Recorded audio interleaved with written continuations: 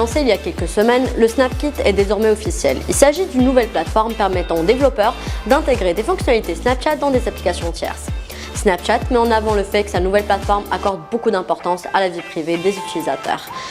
Pour les développeurs, 4 outils d'intégration seront disponibles, dont le Creative Kit qui va permettre aux applications d'intégrer leurs propres stickers sur l'application Snapchat, le Login Kit qui facilitera la connexion des utilisateurs de Snapchat dans des applications tierces, mais également le Bitmoji Kit qui va offrir la possibilité de s'exprimer via des avatars sur d'autres applications, et pour finir le Story Kit qui va permettre aux applications tierces d'intégrer des stories sur leur propre site web.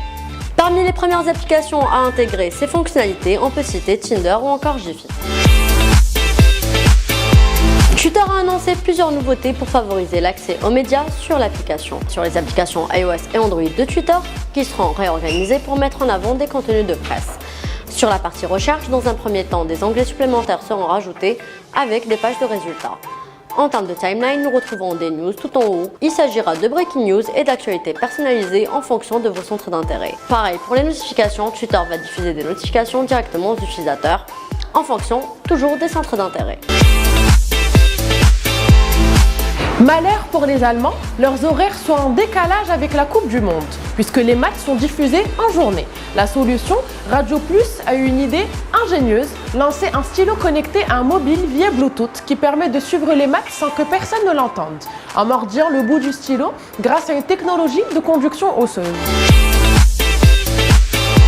Budweiser est une marque qui a accompagné plusieurs moments historiques du monde musical. Alors, comment capitaliser dessus? Au lieu de reprendre de manière classique ces moments, la marque invite via une campagne 360 le public à googler ces moments phares de son histoire.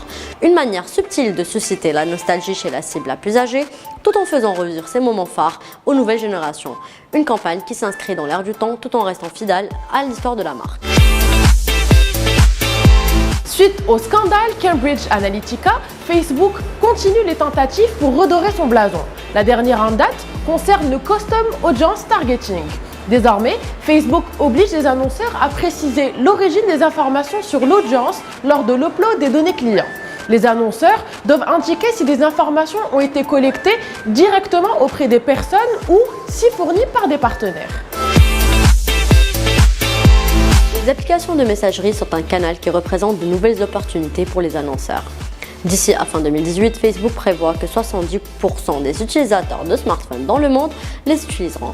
Quelques insights qu'il ressort. Selon une étude menée par Facebook sur 8 marchés, ça ressort que 67% des utilisateurs déclarent que leur utilisation de messagerie a augmenté au cours des 2 dernières années. 80% des utilisateurs envoient des messages quotidiennement et 51% déclarent que ce format a remplacé d'autres canaux de communication. Sur Messenger, plus de 17 millions de photos sont partagées et 400 millions de personnes ont utilisé les messages vocaux et de la visio. Sur WhatsApp, 4,5 millions de photos partagées, 1 million de vidéos et 80 millions de gifs partagés chaque jour. Et sur Instagram, 150 millions d'Instagrammeurs sont connectés chaque mois et une conversation sur 3 commence à partir des stories.